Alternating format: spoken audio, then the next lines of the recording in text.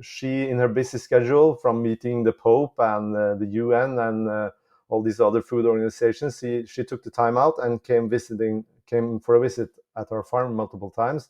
And we discussed the things you're talking about, Brian. We discussed the Eat Lancet report. They came out with the second one now, version 2.0, with some revised numbers. But you were talking about this fake news about, or fake science reports that I don't know anything about if it's fake or not, but there's a lot of criticism around it not being sustainable to only eat 14 grams of meat every day.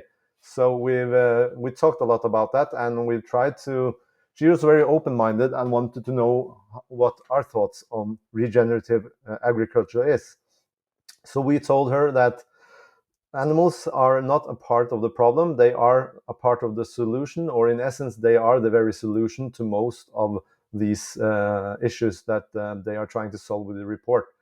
So she had a tour around the farm, looked at how we grow our vegetables and how our animals live and how they graze and what kind of feed we give them. And we told her lots of facts about how these things works. And she was very supportive of this. And actually, she changed a lot of her perspectives after these visits. Eat human. Les humains à leur meilleur. セントアポヘオ。ピーク人間。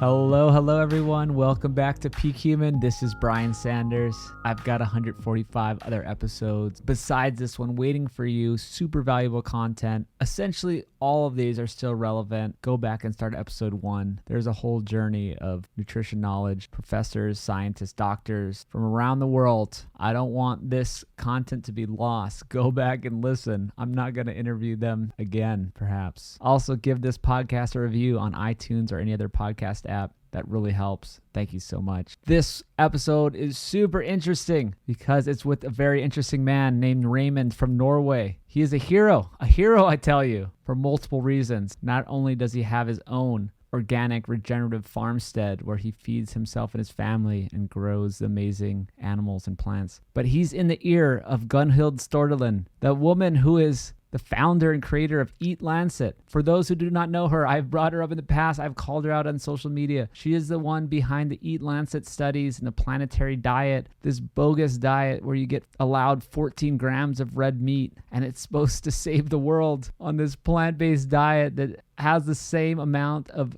added sugar allowed as all meat combined. This is insane. If you add up the calories, they want you to eat 120 calories of added sugar and only about 130 calories of meat, altogether meat, pork, chicken, red meat, lamb. This is insane. She's a huge, powerful force in the world. She's on the World Economic Forum Stewardship Board on Food Systems. She's some billionaire heiress to some hotel fortune in Sweden or Norway. She's funding studies and promoting information about this insane diet that promotes 10x vegetable oils to saturated fats, that basically says we should not be eating animal foods to help the planet.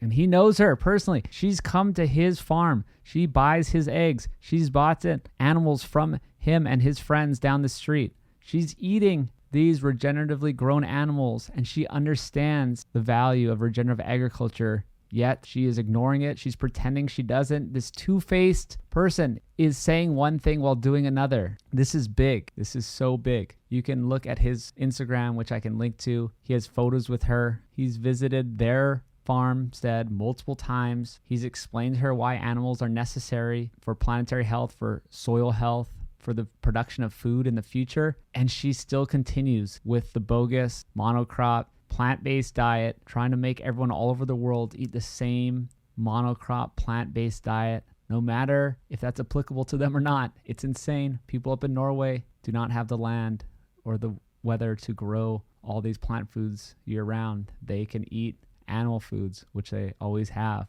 and they've always been healthy on. I won't go on any longer because I'm going to get really fired up. He's doing all the great things like growing his own food. He's also part of a decentralized food system. He's part of these things they called recos up there, where they go from producer straight to consumer. Another huge reason he's a hero, he's helping get the best quality food straight to consumers from producers, going around the big system, no middlemen. I'm telling you, he's awesome. He's super smart. He's really into the nutrition stuff, has a lot of interesting stuff to say about the health of Norway, how people eat. He's a software developer, another engineer, all these great engineers solving problems. So please listen to this one. Please also go to nosetotale.org. We're back shipping to all 48 states. If you can't get meat from your local farmer, you can get it from us. We'll ship it to you. Super easy. We got the organ meats mixed in to ground beef. We've got the low PUFA diet fed pork and chicken. Great stuff. I'm telling you, got my own box now that our shipping is figured out. Been enjoying this stuff daily. We also have the biltong and the liverwurst, the liver version of drovors, which is a stick version of biltong, which is basically beef jerky, but way better. No sugar, no chemicals, no funny business, just meat and seasonings. In the case of the liver version, 30% liver. Great way to get in your diet. Of course, we got the body care, all made from regenerative beef tallow, handmade by my buddy Tommy. Get that all at nosetotale.org. This will make great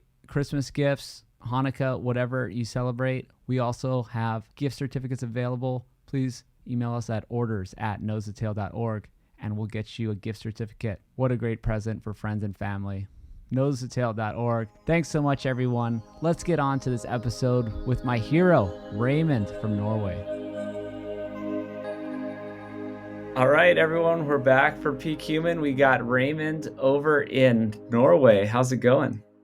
Hi, Brian. I'm fine here in Norway. It's everything's good. The weather is like it should be in December, 10 minus degrees. So our wood cook stove is heated up with the broth on the kettle. So everything's fine. You got some bone broth going? Yeah, always. Or beef broth or what? It's actually it's from our Icelandic sheep. We butchered one earlier last month in November, because of some issues with it. So we use everything, nose to tail, everything from the animal gets used. So broth is incredibly important part of our diet. So we try to mix it up with our own herbs and salt, and we have it when we've been working outside all day. We have it before dinner when it's cold, so it's fantastic. Yeah, I love it. You're living the life. That's why I wanted to have you on. You're very interesting. We connected on Instagram. You have your own farmstead in Norway. You are part of a decentralized food system, basically, where you're going directly from farmers to consumers. And maybe most interesting to me is, Gunhild Stordalen. I don't know how to say her name, but if people don't know her, she's the famous rich lady that is part of the Eat Lancet thing that's right. that made their planetary diet.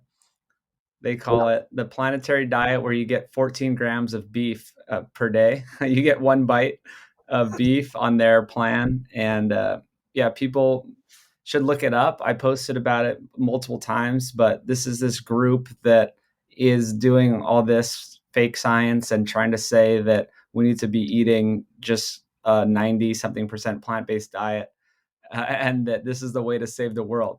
And you have met with her multiple times, and she's come to your farm. Have she come out to your farm, or you've just met her at a different location? Yeah, we met her at this decentralized food system in Oslo. She came by us and bought some eggs from us and started talking. And she was all about farming and wanted to learn more about how small farms work and how sustainability is with the farming. So she's been visiting 3 or 4 farms around Norway who do things differently, and we are one of them. And we connected right away. My wife and her, they found the tone. And she in her busy schedule, from meeting the Pope and the UN and all these other food organizations, she took the time out and came for a visit at our farm multiple times. And we discussed the things you're talking about, Brian. We discussed the Eat Lancet report. They came out with the second one now, version 2.0, with some revised numbers. But you were talking about this this fake news about, or fake science reports that I don't know anything about if it's fake or not, but there's a lot of criticism around it not being sustainable to only eat 14 grams of meat every day. So we talked a lot about that, and we tried to. She was very open-minded and wanted to know what our thoughts on regenerative agriculture is. So we told her that animals are not a part of the problem, they are a part of the solution, or in essence, they are the very solution to most of these issues that they are trying to solve with the report.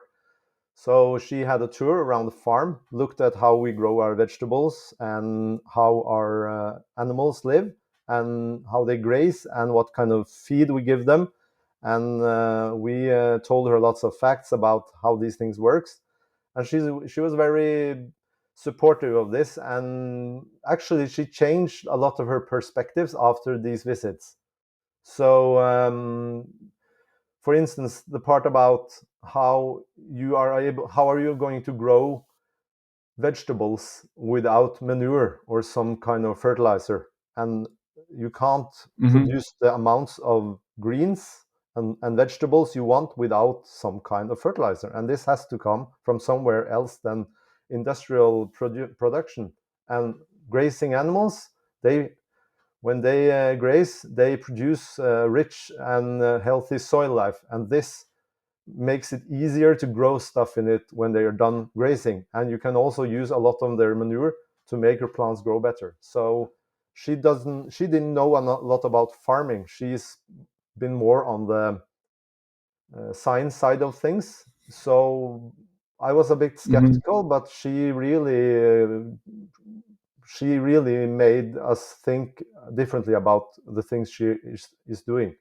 But I wouldn't say that we agree on everything, but she actually had some meat when she came to us, and she ate sausages from sheep, and she was very positive around this. And she actually, one of her issues has been that everyone thinks that she is vegan, and a lot of people get their horns out when somebody like, would you like, Brian, for me to tell you that you can't ever have meat again, that it's not sustainable for you ever to have a piece of ribeye? Would you like that?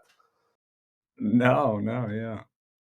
So she had a program on national TV the week after she was here, and she was talking to a Norwegian farmer, and the Norwegian farmer who raises cows and cattle.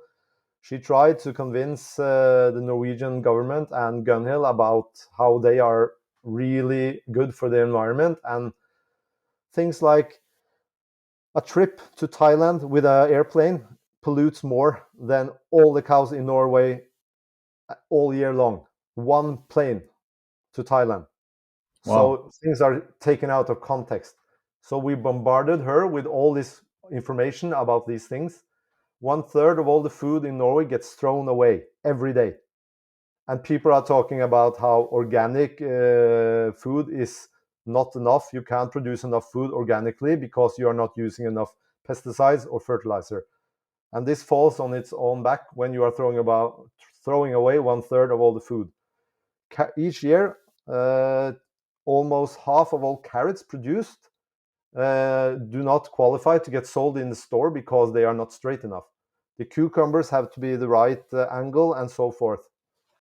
So it's about looking at this from the right perspective and trying to get all the pictures in when you are making assumptions about how things are connected. So I would say that when she came back some weeks later, she was making a documentary where she was traveling around, visiting different farms to get more information about how things are done. And we have agreed on that if she wants to get the people with her, she has to come to terms with the thing that meat is a big part of a healthy diet, and this has to be a part of the solution. And she agrees on that. So we are making progress.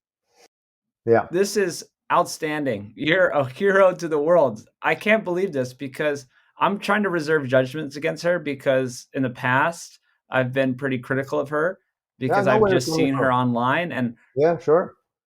Yeah, and right? No, but now that we're talking more, I really don't want to be critical of her, although she seems a bit two-faced, you could say, where she has, this big organization with EAT, Yeah. she's a founder and executive chair of, Hmm. and it's this global organization trying to change the way people eat. So I'm a bit, she has a bit skeptical of that, and I'm worried of how these work when they try to get these large organizations dictating things and telling people what they should eat based on questionable, science. And that's what I was questioning is, because like you said, it's out of context. Or what about the one plane flight to Thailand can, offset the entire animals in Norway? So I feel like these big organizations, they just twist things. And that's what I called it, fake science, when you Yeah. twist Okay. science or you use your own methods to Yeah. get what you want, Hmm. to try to have your agenda, right? So so it still sounds like, unless she's going to start publicly talking about the stuff that she's learned at your farm, that she is being a bit two-faced, where she understands that meat is healthy and that animals are part of regenerative systems, yet she's still publicly going down this route of this processed food diet, plant-based diet, this type of thing. The thing is, I Right? agree. That's my problem. I agree with you, Brian, because my wife and I, we were very skeptical having her over, because we have our beliefs, and it's important for us that we are not connected to people that are not do not stand for the same, at least in some way, the same feelings or beliefs that we do. But in her defense, I actually told her, because I agree with you that you have to try to be open-minded, but the thing is that when you are, it's better to try to walk the same path together than to try and knuckle up and fight against each other, because we are all living on the same planet here, and we all have to try and go the same route and same direction. And she has the money and the capital and the following to try and make a change. And if I can try, if we, with the small farms that do the things the more sustainable way, in my opinion, if we can try to nudge people like her in the right direction and get her to tell the right message to the people of the world, maybe we can really make a difference. And she has absolutely listened, and she is very supportive of the things we do. But I actually told her, because I'm a person that speaks right from the horse's mouth, and I asked her, it's hard to believe everything you say, because I see you one week I see you with the salmon industry, and the next week you're at a big conference. And she told me that these guys in suits in Italy, big corporate guys, they won't listen to her. Sometimes she's trying to get her message through, and they are not willing to stop using pesticides. They are not willing to stop using all these things to make profits. So she is working in an upward hill all the time. And for her, like she said to me, that I either try to work with them or they will work against me. So it's easy from the outside, like you're saying, Brian, to think that she's got her own agenda and so forth. But if you think about it, this woman, when she divorced one of Norway's wealthiest men, she actually used all her money to try to make the world a better place with food. So I agree with you that not everything here makes sense, but she's using all her life and all her time to try to make a change in the right direction based on what she thinks is the right thing. And we, as long as we are here, we will try to change people's mind in this direction. So it's better to play along with her than to fight each other. Well, yeah, that's hard, because Bill Gates is trying to use all his money to do what he thinks is right, and what he Yeah, thinks is right seems to be buying up all the farmland in the U.S. and making fake meat products. So, yeah, but and no, you know, I yeah, appreciate that I agree she's with you open to with Bill Gates. change. It Yeah, sounds like she's yeah, yeah. It sounds. Sorry, I don't mean to interrupt you, but I agree. The thing is with Bill Gates, I agree with you. It sounds, why is he doing this? But the way I've read about him earlier, he's a guy who gives money to charity and to try and help children and fight cancer and all this stuff. it doesn't make sense. Why would he want to buy all the farmland in the US? What's his agenda?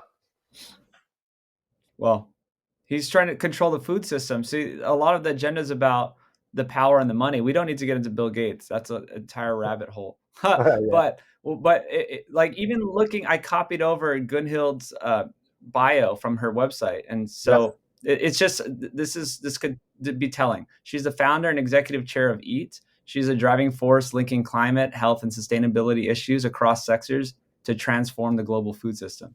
Right. So anyone trying to transform the global food system is a bit worrying to me because they do this top down approach. And that's why I wanted to talk to you, because you are doing these recos. They're REKO, and they're decentralized food systems in Norway that are even better than farmers markets. They're ways for farmers to directly pre-sell to consumers, so they don't have to go show up at a farmer's market and maybe not sell anything.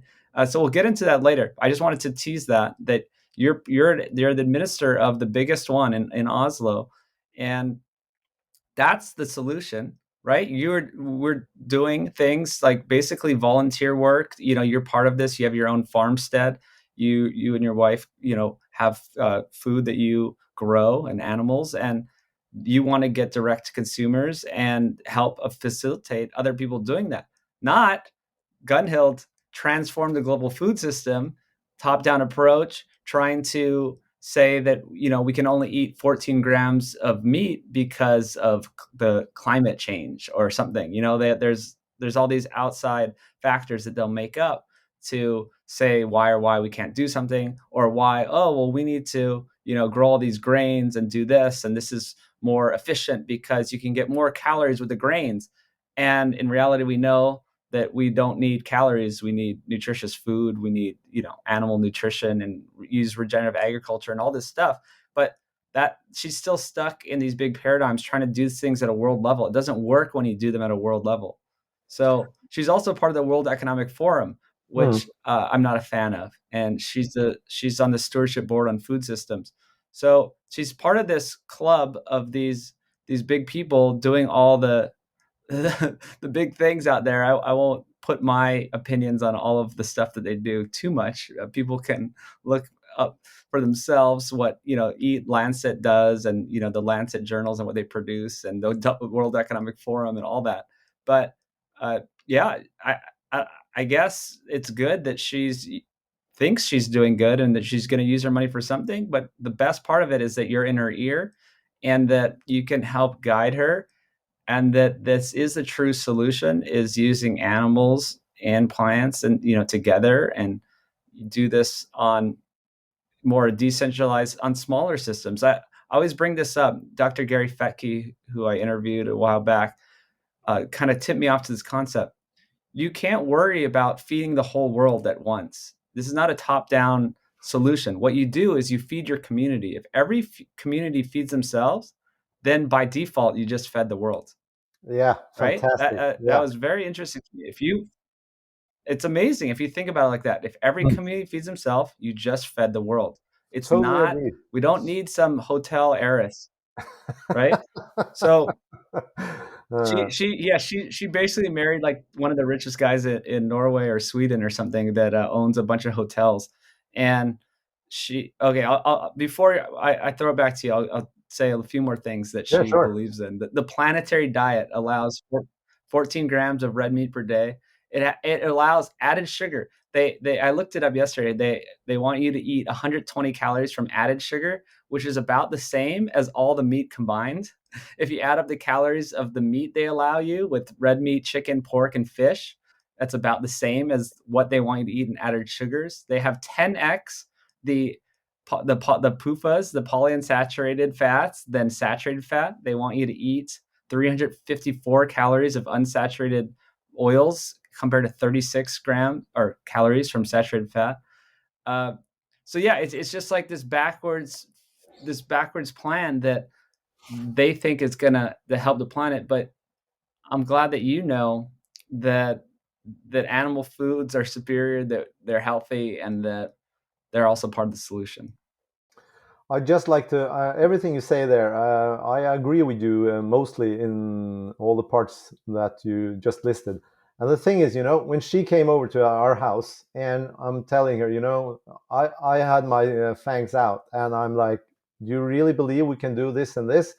And she's part of something bigger than herself, and she's trying to find the way in the world, like you say, top down maybe. But her focus when she went to visit us was, how can we do this in Norway?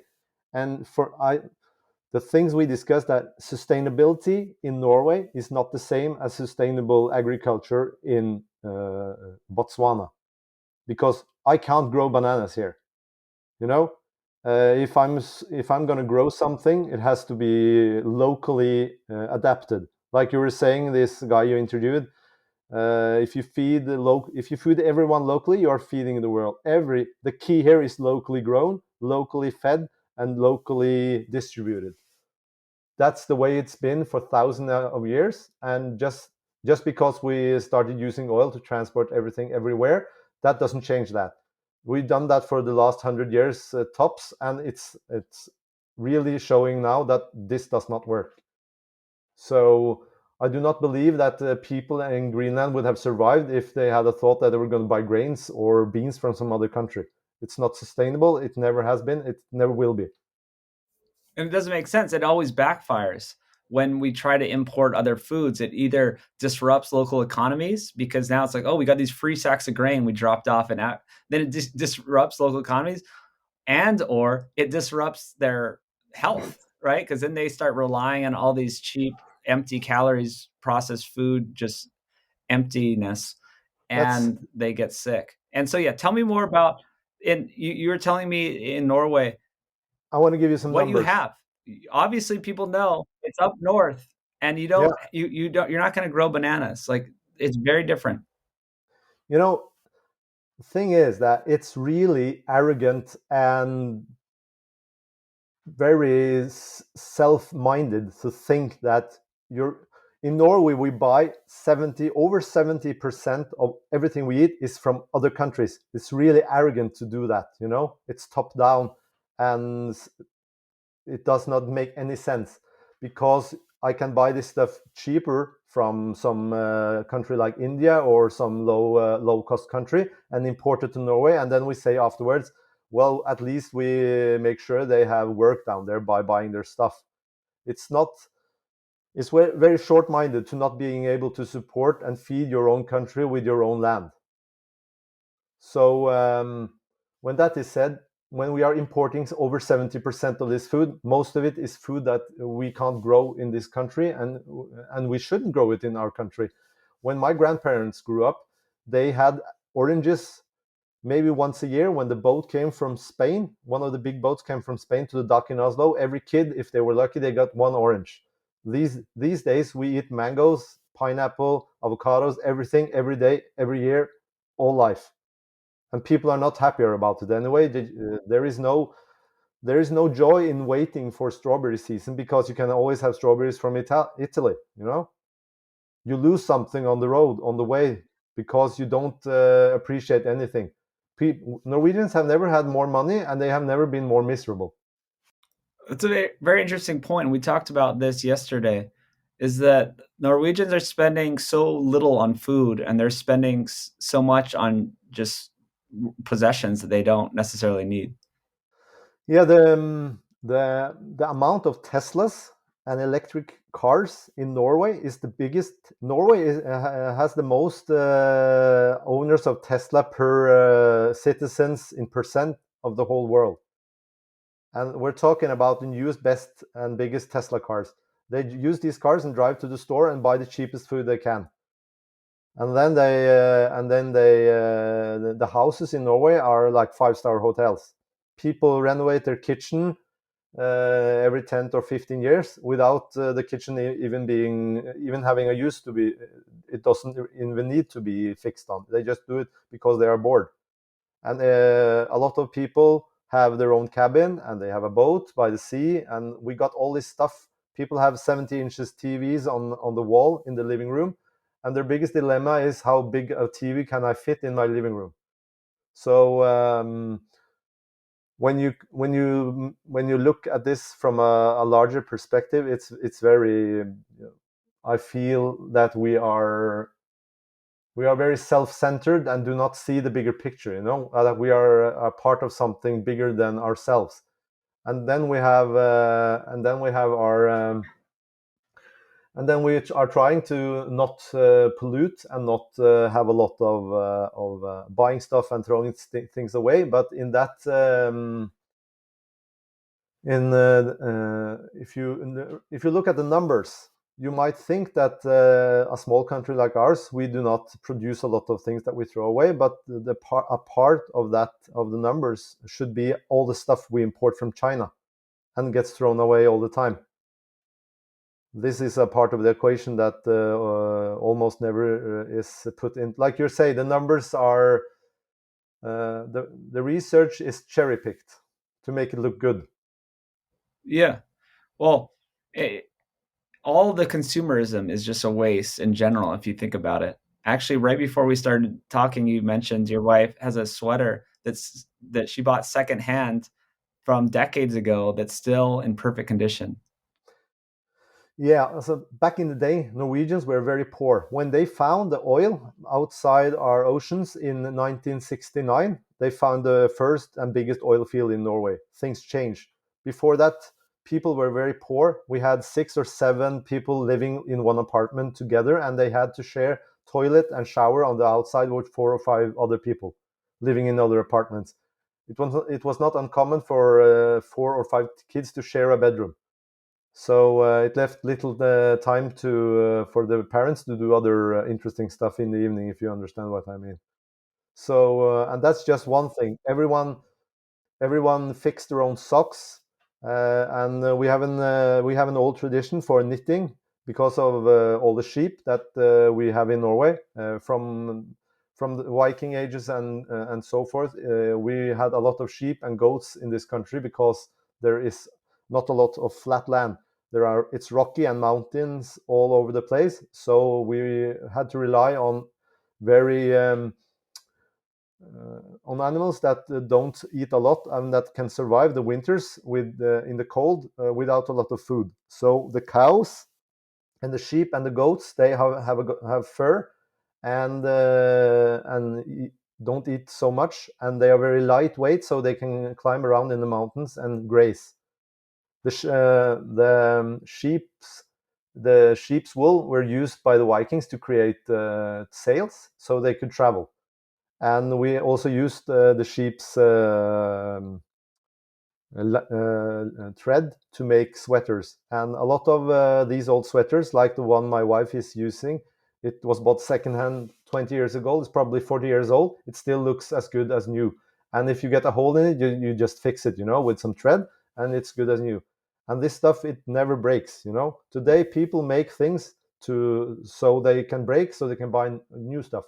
We got IKEA's 3 or 4 places, not from maybe an hour or 2 away from where I'm living, and it's you bring cheap materials home and put it together, and 3 years later you just throw it away.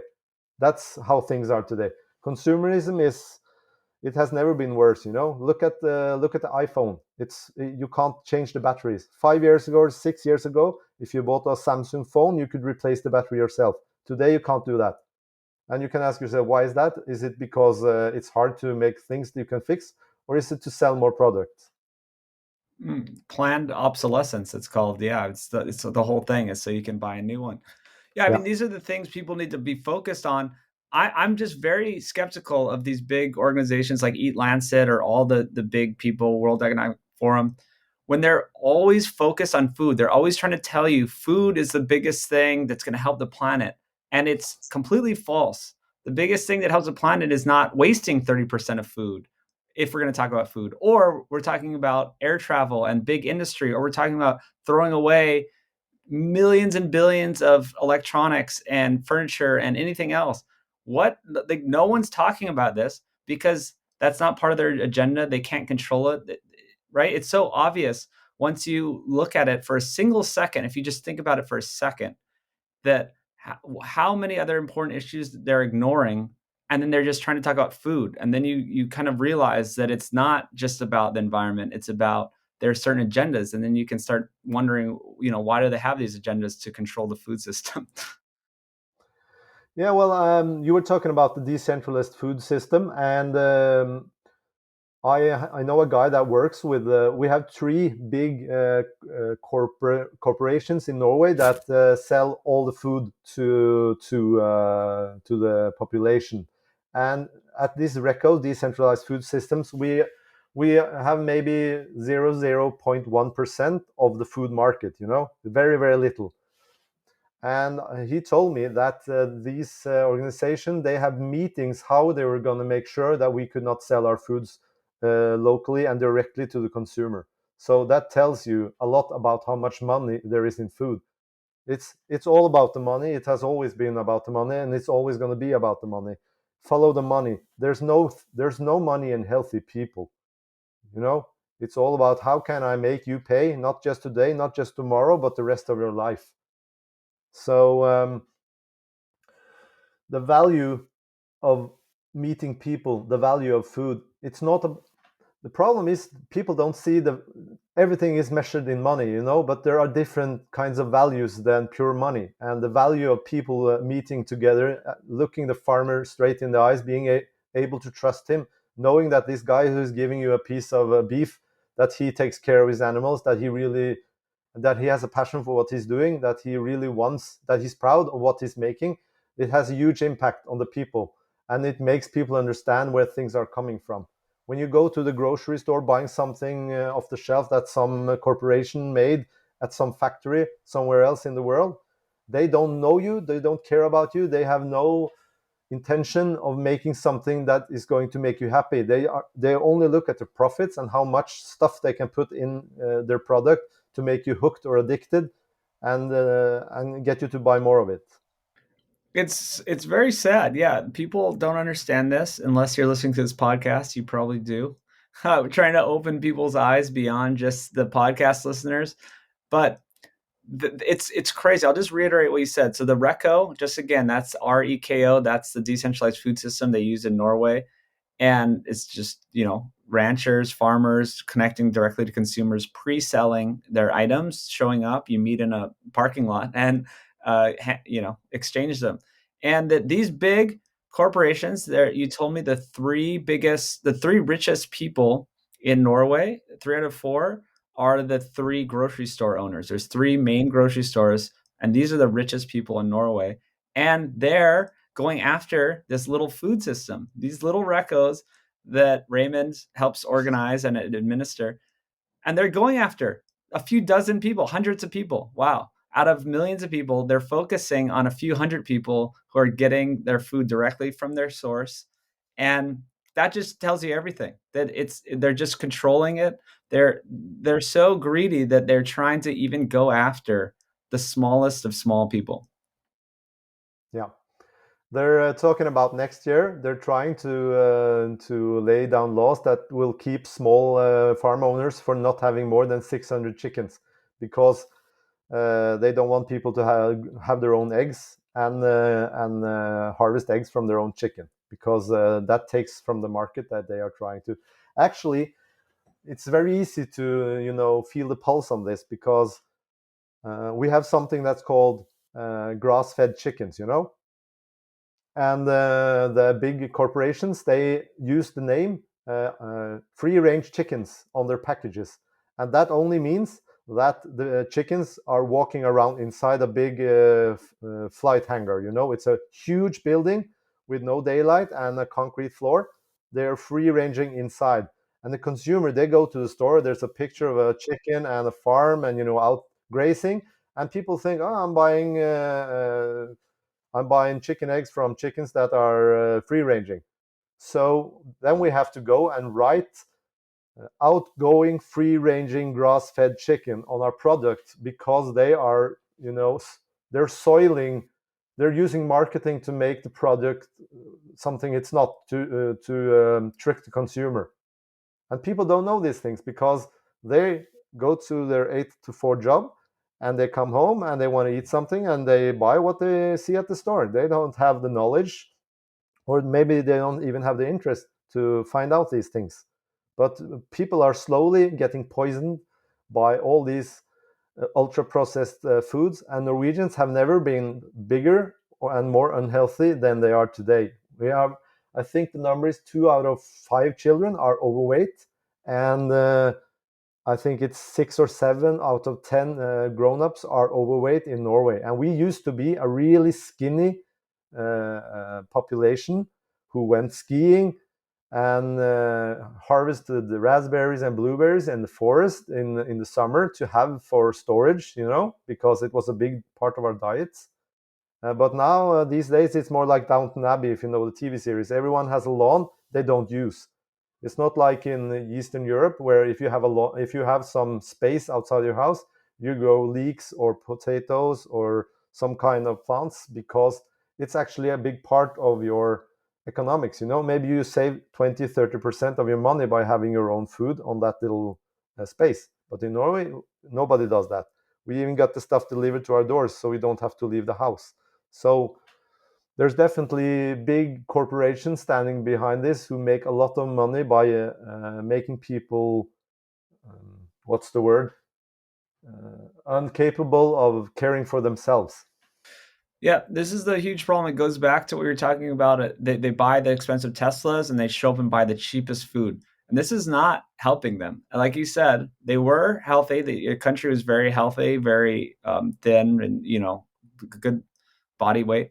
And that's not the case, because people want to spend 1% of their budget. It's like this. There's statistics about this all over the world of how in the past people used to spend a great deal of their budget on their diet, right? On their food they eat, or time. Like you said, even time matters too, right? Raising your own garden and getting food yourself is either investment in time or investment in money. And people who are healthy do this.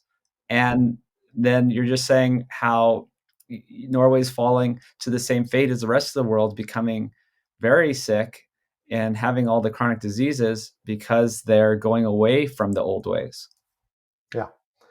I talked to a friend of mine who's a politician in he's a leader of one of the parties in Norway.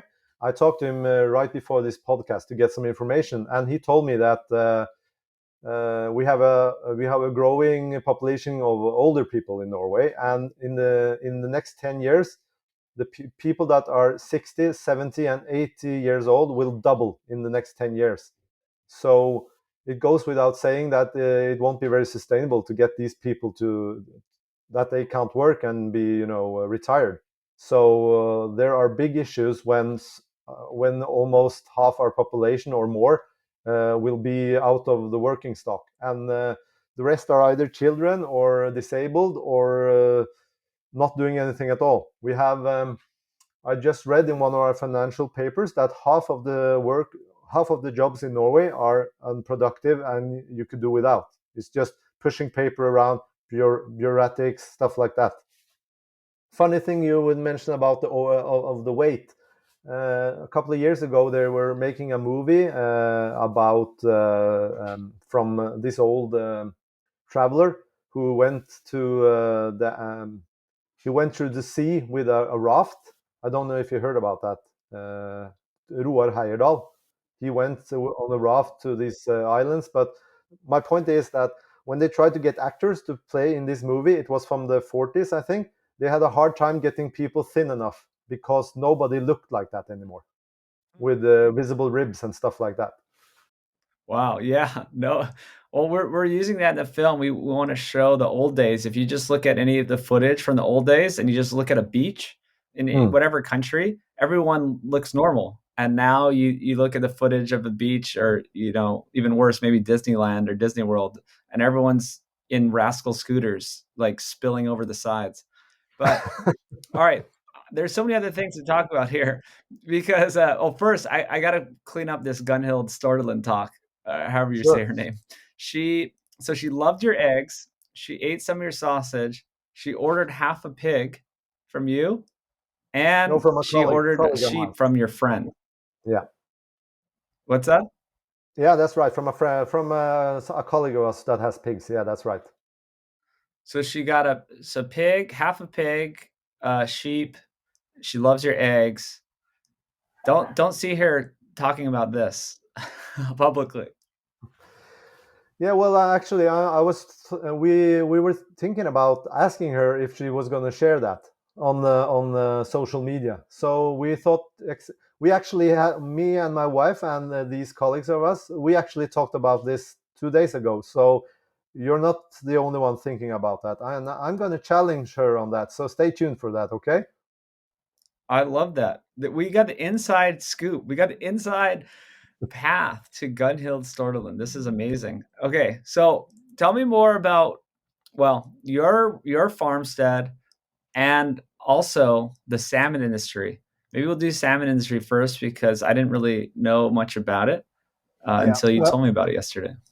Well, in Norway, the salmon industry is one of the biggest exports we have, and they have these meres, which is in the ocean, which is like a big closed-off fishing net, and they put all the salmon in there and feed them industrial food.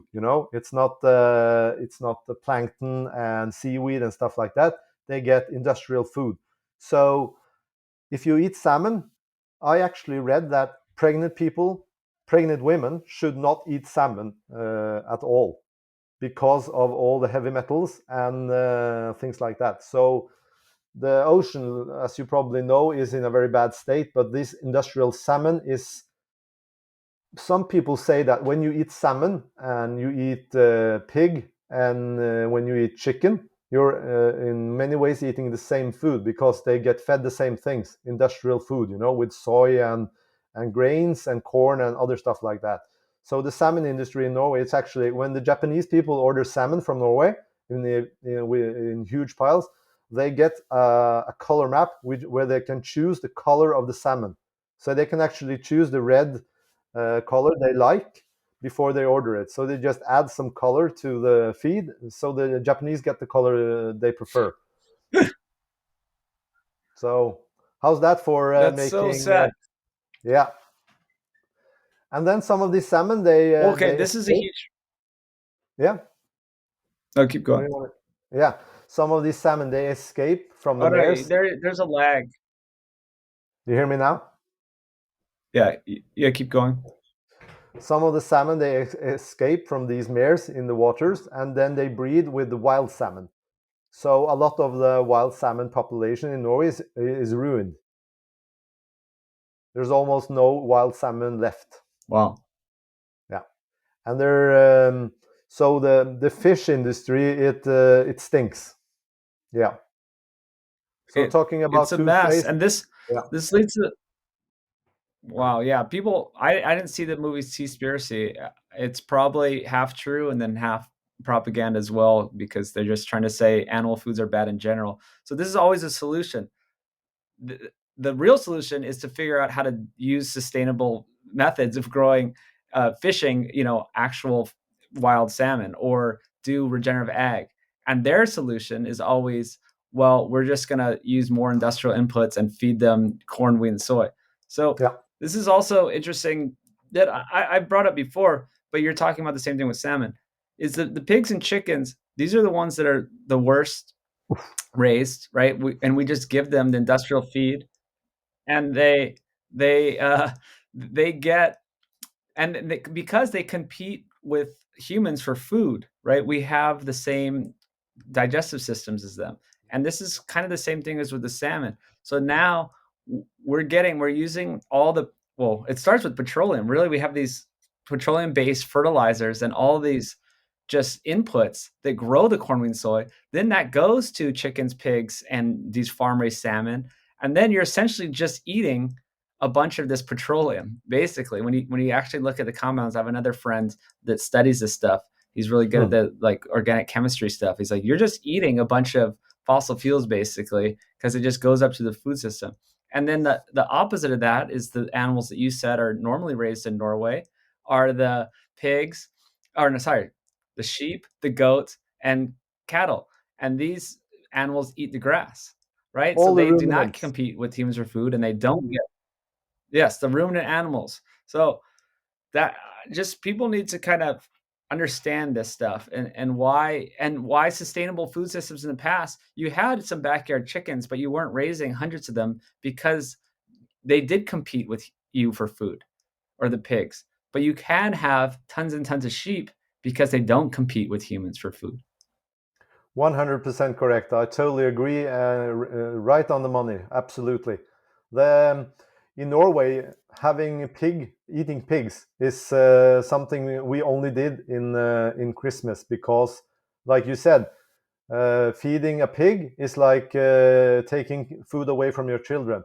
If you had one or two pigs, you would have them because you had scraps you needed to get rid of. So it was a kind of way to make sure that they didn't go to waste, and you would then slaughter the pig later. So sustainability today with pigs, it's a no-go. Anyone who says that it's sustainable to raise pigs in a larger scale than getting rid of some produce from your farm is lying. That's my personal opinion. There's nothing less sustainable than raising pigs. It's true. And I mean, that's why, I mean, we do have pigs for sale at Nose to Tail, but it's a very small operation. We're always out. If you notice, we're always sold out. And we're using leftover fruit from neighbors and other, ways to get fruit. We're using leftover milk whey from a creamery. So we get all the whey. And yes, it's a very small operation, and you can't do it on a mass scale, or you're just using a whole bunch of inputs. But with ruminants, you can do it at a mass scale. And I mean, that's the solution. And it's just funny, not funny, sad, ironic, I don't know, that the ruminant animals, the red meat animals, are the most demonized, right? They say that it's bad for our health when these are the best animals, I say, for our health and for the environment. There is nothing more healthy, in my opinion, than a piece of meat or a piece of liver or some kidneys from a cow or from a goat, or, like you said, from sheep, because all that solar energy which gets stored in the leaves outside, they get stored in the meat in some form. All the micronutrients from the soil which get pulled up into the plants, and the animals eat them. There's no way you can beat that. Bad soil health is the biggest reason why people are overeating and not getting full and not getting the nutrients they need. In this day and age, being a modern hunter, trying to get the best meat from grass-fed or plant-based feed to good raised ruminants is key to live healthy. It's very true. So let's go to your farm. You guys are 100% organic. You have a river where you can get water. What do you do there? I just want to point out that for 50 years ago, we didn't call the food organic. We just called it food. Mm-hmm. So yeah, now you have to say that. Yeah. And the funny thing is, we actually have to the government checks us every year to make sure that we are not polluting the food or using pesticides. While those that are doing this the industrial way, they don't get checked for the same things. So that's, that's the world, isn't it? Well, we have when we took over our farm 4 years ago, the man that taxed our farm, he had papers on the farm. He said that you can't grow anything but grass here. Now, 4 years later, we have apple orchards, nut trees. We grow anything that is sustainable in our local weather conditions. So the first thing we did was to get sheep to graze and make the most of our property appropriate for growing crops. And then we went for perennials because, in my opinion, growing plants that you have to reseed every year is not sustainable in the long haul. Salads have very little nutrients, and you have to disrupt the soil structure every time you want to plant a salad anew. If you plant a nut tree, it will give you nuts for as long as you live and as long as your children live. And these things like nuts, they are easily storable and very nutrient dense. What I read is that the only thing that naturally has carbs and fat in nature is milk and nuts. That is why the squirrels they eat nuts all winter, or because then they can keep their fat storage big. So we try to think like this when we planted stuff at our farm. We have a big apple orchard with summer apples, autumn apples, and winter apples. So we have the time to harvest apples all through the season, because if we have 400 summer apples, we would not be able to harvest them at the same time. By dividing this in 3 different varieties, we have the time to harvest them one at a time when the season permits for this. Also, the winter apples make it possible for us to store apples all through January, February, and March. The apples we can't eat, we feed to our chickens and to the sheep. So the chickens, they graze underneath the apple orchard, and they may help us with pesticide control. They eat the grass. They are safe from birds under the apple trees. And in return, we get fantastic eggs, and they fertilize the trees as well. So it's what we call stacking our production. We also have rhubarb plants underneath each apple tree. This makes for 2 crops and 3 crops if you count the eggs as well. And we hatch every chicken. Every year we hatch our own chickens as well, because that gives us birds that are more healthy and are not made from the industry. So this gives different kinds of eggs and a better immune system. So when there are bird diseases going around, we have not had any problems with this, because it's not the same. It's not one bird breed that's been bred thousands of times for making a bird that only lays eggs and only lives for 1 year before they butcher it. So we try always to think like this when we get the different animals and the different plants. Another example with the apple orchard is that we have planted this in many different areas on the farm, because if the frost hits one area, probably the blossom on the other area will not be affected, and we will always have a harvest. So this is a way of thinking sustainable, because another example would be the tomatoes, which is a perennial, but we grow it. It's one of the plants we grow every year. We use old heritage breeds, so the seeds are true.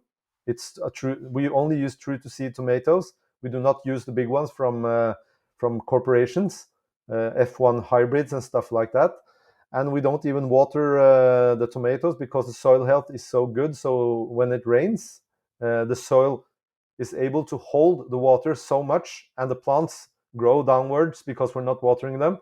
So they get a great root system. They have to do the work themselves. This saves a lot of water and saves us a lot of work when it comes to taking care of the plants.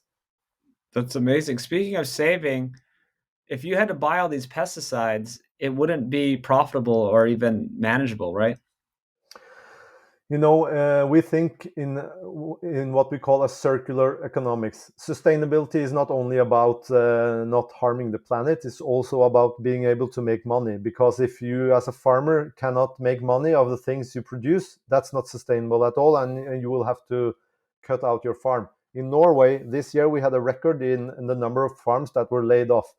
We have never had as many as we had in 2021. So there are, I think, in Norway, in this day of age, we have, I think, 40,000 farmers left. And 10 years ago or 15 years ago, there were 80,000. So it's been half of the farmers have laid off. They don't get enough money for their produce, so they have to quit their job. No, in Norway, farming is the only job I know of which you have to have a full-time job on the side. Most of the corn farmers in Norway who drive tractors, they work full time besides working at their farm. So for us, when we started our farming, we have a small farm. We had to be very creative. So if we grow beets or root celery or something like that, we will use the greens and make herbal salt from that. We throw away nothing. Everything we produce, we use. And if we grow something that we can't sell, we feed the rest of it to our birds, so nothing gets thrown away. And we also try to grow stuff that no one else grows and stuff that no one else produces, because that gives us a niche that people are willing to pay extra for. Because, like I said, food has never been cheaper than it is today. And in a regular Norwegian salary, they use about 13% for food. Norway is the third country in the world, I think, when it comes to the lowest usage of money per percent on food. If you understand what I mean, we are one of the countries in the world that Mhm. uses the least of our money for food, and still people complain that food is expensive. A kilo of cheese costs the same today as it did 20 years ago, and the money is a lot more worth today. Yeah, I'm trying to change people's thought process and thinking about food and money. And I'm trying to do it myself too, because it's not easy. Because, yes, it is enticing to just buy cheaper food and then you can have more money for other things. But people need to start thinking of the long term stuff, like, your health. It's a lot more expensive to go to the hospital or pay for diabetes medication than the cost for a little bit better food. But just realizing that it's okay to spend a little more money in food, or just spend less on the not cheap, on the expensive coffees or something, right? Like, Yeah. people who say that food's expensive, they're getting like a $5, $6 coffee. You can make Mm. your own coffee. I've never bought coffee from anywhere. I make my own Yeah. coffee. Like, then I have money to buy the good food from the farmer's market. People just Mm. need to change their thinking about it. I know it's not easy, I guess, to change over and start putting your money into better things, but it always backfires when you try to, like you said, they spend the least, one of the least in the world on food. That backfires. That's also going to turn into the most sick and obese population, right? There's always consequences. If you're trying to spend the least on food, what do you think is going to happen, right? It's like, how do I spend the least on a TV? Okay, let's get some cheap TV from China that has this knockoff brand. Okay, it's going to break. It sucks. It's not good. Whenever you try to get the cheapest of something, it doesn't work.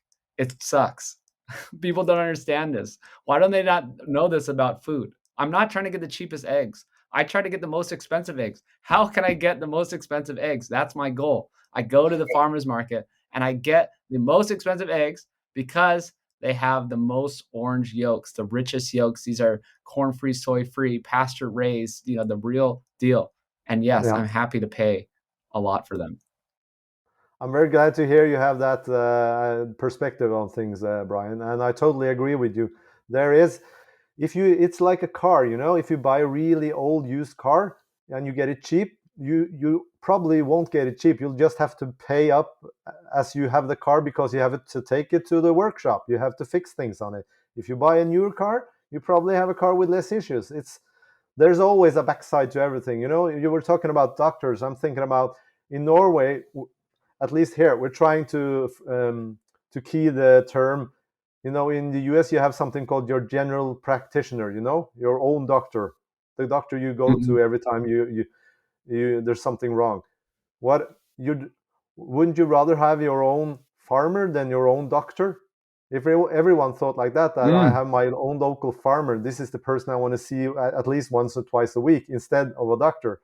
That would be a more appropriate way of thinking and living, because the whole body, it gets repurposed through at least 3 or 4 times through your life. Skin cells get used, your bones get reborn, if you understand. Every cell in your body gets Mm.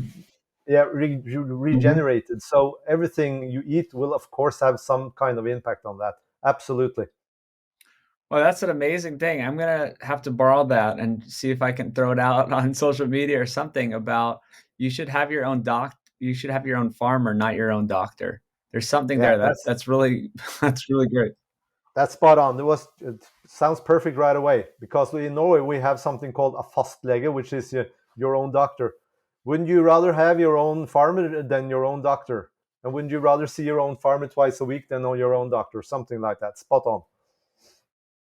It's so good. Well, I don't even really have a doctor. I mean, I have Dr. Gary, my business partner, if I ever need to ask him anything, but otherwise I don't go to the doctor. And everyone I know who eats this way has no use for a doctor anymore. So that's great. All right. I want to know some more about Norway. We talked Yeah. yesterday about just what they eat, what's traditional up there in the past, and then what's happening now. And because I just interviewed Dr. Bill Schindler, we can start with bread because he laid it out very clearly. If people want to go listen to him, there's a huge difference in traditional bread and a packaged store bread. So, yeah. It's very funny that you brought that up because my wife, she just made a video about making her own sourdough bread, and she posted it on her Instagram a couple of days ago because people have been asking her many times if she could make a recipe on how to make her own bread.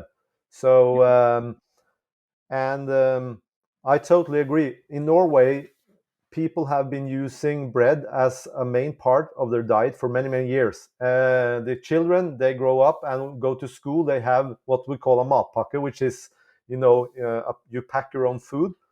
They have maybe 2 or 3 loaves of bread with ham or salad or goat cheese or regular cheese and salami, and they pack it in paper and put it in their rucksack and take it to school, and they eat it at lunch. And maybe they have some bread at breakfast and sometimes at the evening before they go to bed. So when when when so much of your food is bread based, isn't it extremely important to make sure that that stuff is high quality? And we have the term, the store-bought bread, we call it Donald Duck bread. It's Donald bread. It grows really fast, has no nutrition, and it's made for cartoons. So every time I talk to somebody about this bread, I call it Donald bread, and they get, they don't get offended, but they fast understand what I'm talking about. Wow. That's funny that they get it. And so, yeah, what is a more traditional diet? We were talking earlier about a sustainable or regenerative diet is different everywhere. And what is in Norway? Yeah. But back in the day, before we found oil, people in Norway, they ate sardines. When the winter came, they salted the sardines and had them in big barrels, and people would eat that, and they would eat potatoes. So they would get everything they needed from the sardines, and they would get some C vitamins from the potatoes. And mostly that was the diet, besides maybe some bread, and maybe they had some root vegetables, because root vegetables grow really well in Norway, and they get really sweet because of the cold. And then when the cold weather settles in, it sweetens the root vegetables, and they store really well in the wintertime. So this was mainly the main diet, besides all the ruminant animals, with which everyone should be eating today as well in Norway. But the traditional food was salted meat, and salted fish. That was the main food that people ate to survive. And the potatoes and the root vegetables, that was something you had on the side just to make it more interesting. So, and they canned food as well. They made what we call a stuke. They made a hole in the ground outside their house, or if you were lucky enough to have a basement, they stored it in the basement, and then they covered it up with hay, so it would not have minus degrees, and then it would be like an outside fridge where you can get food all the time in the winter months. When people started to get some more money between their hands, that's when the real issues started. Because when people were really hungry, we even made what we call barkebread, which is the bark from birch or pine, which they used grind really finely and mixed with the flour to make bread. I never tasted it myself, but as you can imagine, it probably didn't taste very good, but it was better than starving. Well, as long as you had the sardines to go along with it, eating a whole sardine, that's a real nose to tail right there. You're getting all the bones and all the things. You're getting full nutrients in that. And yeah, you can survive on that and a little tree bark bread. In the cities, where people didn't farm, because if you ask someone where do you come from in Norway, most people will say I come from a farm, because everyone was farmers before, mostly everyone at least. But when people started moving to the cities, even then mostly all the buildings where there were apartments, they had chickens in the backyard. So all the scraps went to the chickens, and people would get eggs from them. So even to this day, you can have chickens in the city without getting a permit, as long as you don't have a cock which makes noise. So that's an interesting fact. That's cool. And I want to go back to the recos actually, because the decentralized food system is something I'm really interested in, and I've been trying to figure it out here in Austin or around the US. And maybe I can learn something from you guys in Norway doing the recos. So I understand it started as a Facebook group, and then Yeah. it grew into just a phenomenon. There was this farmer in Finland who started this. I think it was in 2016. He was fed up with not getting anything from his groceries when he made produce and tried to sell these groceries to the store. He got nothing for them. The shops would take maybe $6 for his eggs, and he would get 5 cents. So he started this Facebook group, and he invited a lot of local people around in his community to join the group. And he and a couple of other farmers would then make posts on this Facebook group with pictures of their wares and what they had to sell. And people would just comment in the groups and say, "I want to buy this. I want I want 2 packs of egg, some cherries, and some strawberries."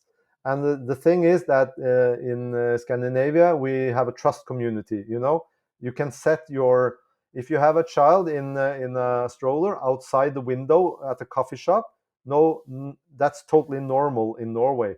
I've heard that if you put your kid in a stroller outside a coffee shop in other countries, the police will come and fine you for not taking care of your baby. When I grew up, nobody locked their house. If you left your wallet on the table, nobody would steal it. You don't have, when you sell a house, you only have the seller and the broker there. You don't have the lawyers and other people. Everyone trusts each other. So the point here I'm bringing to the table is that when you sell this stuff on the Reco, the people trust that they will pay. They pay up front, and they trust that the farmer will come and deliver this on the parking lot or outside the mall or wherever you have your Reco delivery. So people would just order and they will pay in advance, and then the farmer knows how much cherries or blueberries or whatever he has to bring to the Reco. And this is fantastic if you are a strawberry farmer and you know how many strawberries you have to pick for that delivery. No waste. Yeah, you don't bring too little, you don't bring too much. You've pre-sold it and you show up. And does everyone meet up? And is it like a swap meet type of thing where everyone knows it's this parking lot and there's a bunch of people, or is it one-on-one? No, it's let me give you an example. We have a Reco in Oslo now next week, and the people, the rural people in the city, they love it. It's like, for them, it's the height of the month to go there and get their eggs and get their salad and get all kinds of fantastic food. And like your store, nose to tail, it's the super great farmers who have meat from grass-fed cows, the best eggs, and they order things 2 weeks in advance, and once a month. This is in Oslo, and now it's in the Christmas time. They have people playing music, singing there. The church is open on the outside by this park where the delivery is, and all the cars are lined up with a map, so people can look at the map, and you have your own number. Mine is 66, so they just look at the map. Okay, Delåsgård number 66, and they go over there and they tell me I've ordered, and I just say, what's your name? And I have a list where they say they're buying 2 pieces of gingerbread dough and eggs and meat and whatever, and I'll just deliver it to them. And they tell me, I say, have you paid in advance? And they just send money to my via the phone, and they say it's paid, and it's okay. I don't even check it. I've never had anyone not pay, and everyone trusts each other. But the best part of this is that the connection the regular city people get with the farmers is invaluable. They love being able to ask me about how my chickens are doing, are these carrots grown, how are they watered, do you use pesticides. It's fantastic because you get a special connection with the customer, because you're looking them straight in the eye.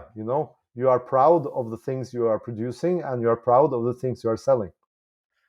What is old is new. I love that. So all this big food, controlled food systems, manufactured, processed stuff. This was an experiment, and it failed. And we're just talking about going back to the old ways. What you're talking about is how we've always done it. And yeah, it failed.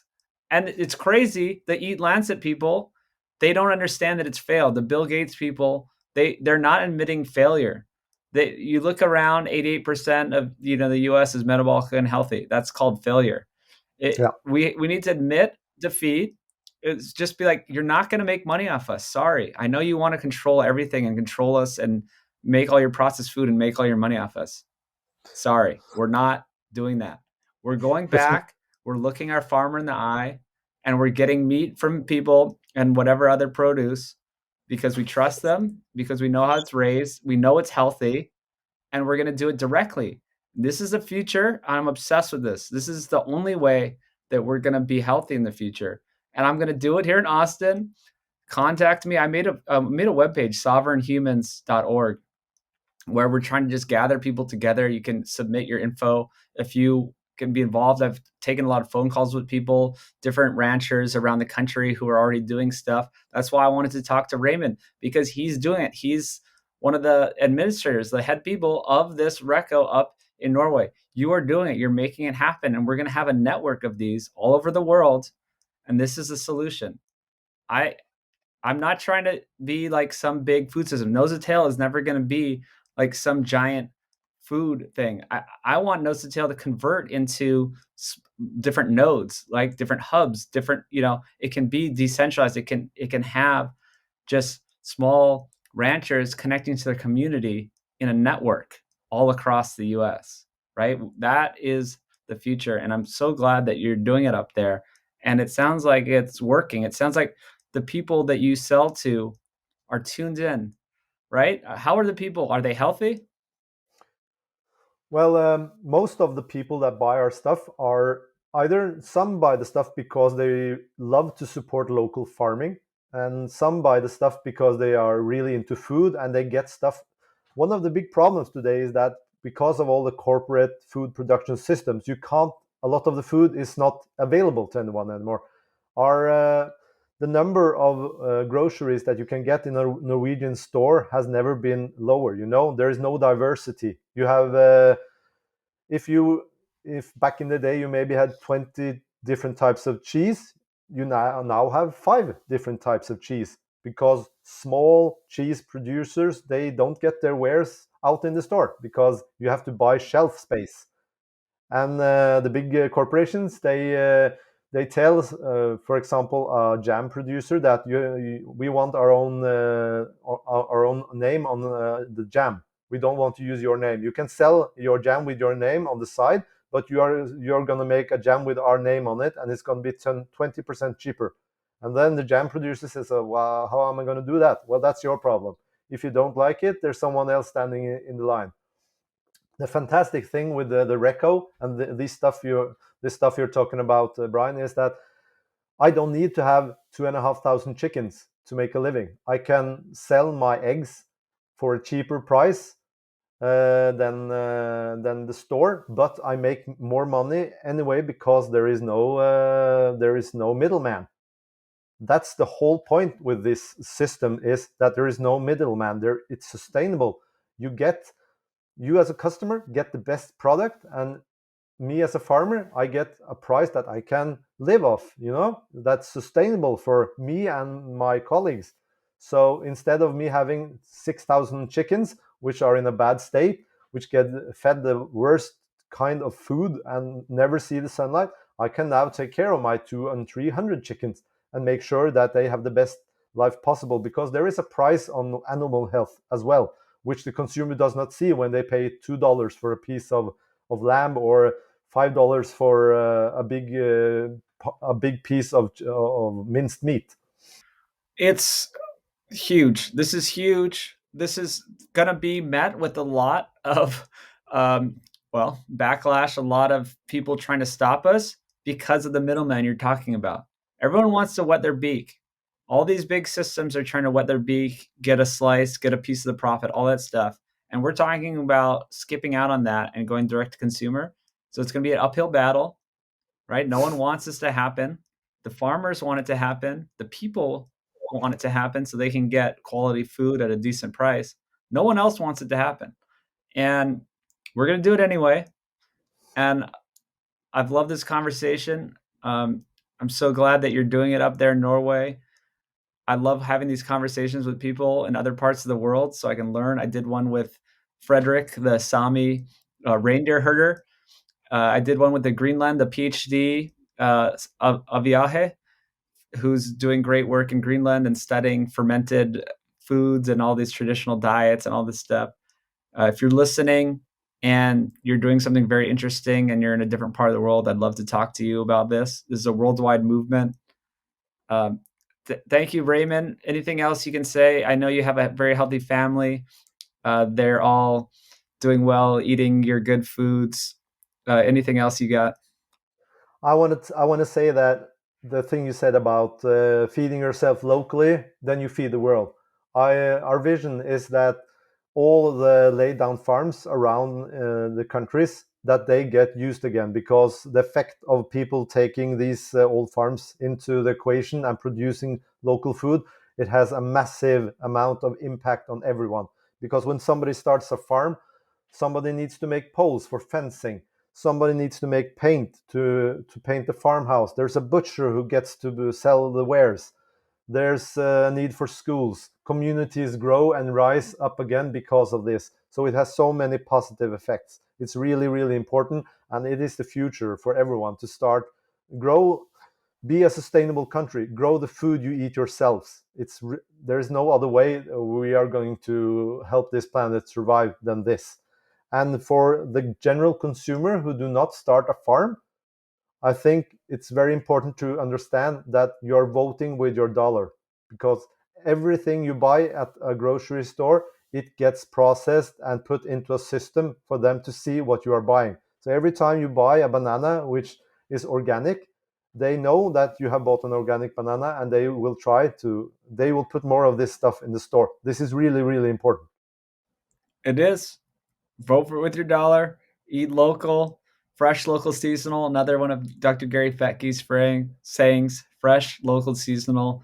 That basically means you're eating a sapien diet. You're eating the right foods, and it's not restrictive too. I'll just throw that in too. We were talking about eating, your berries and your different, even gingerbread. You told me how you make the traditional gingerbread and actually uses like the sourdough culture, and it's not stuffed with all the weird chemicals, and you have like these really cheap, bad gingerbreads for sale. You're helping the community get the real gingerbread that's traditionally made.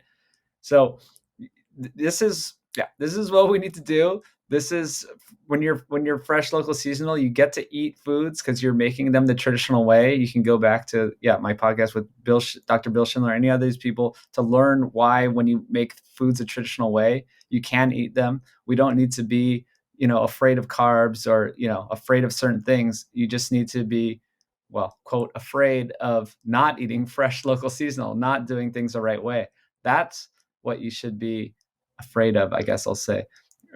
So yeah, there is. Thank you. You should never. I don't know. You should never buy stuff. What? No. Wrap it up for us. I just want to say that you should never buy food at the gas station. A gas station is for gas, not for food. It's like you were saying. But buy locally traditional produce, not processed wares. That's a good point. Or any gas station type food. You should never buy gas station food or anything like it. So thank you so much. And never buy food at the gas station. That's right. Oh man. All right. I will try to make my way up to Norway one day, and I'd love to see what you guys are doing over there. Thank you so much for getting a hold of Gunhild, getting in her ear. We're going to have some updates from you, hopefully in the future, and we'll see if she will actually post about, her sheep or her pigs that she's bought and ate. And man, thank you so much. Thanks for having me on, Brian. It was a blast. Thanks for listening, everyone.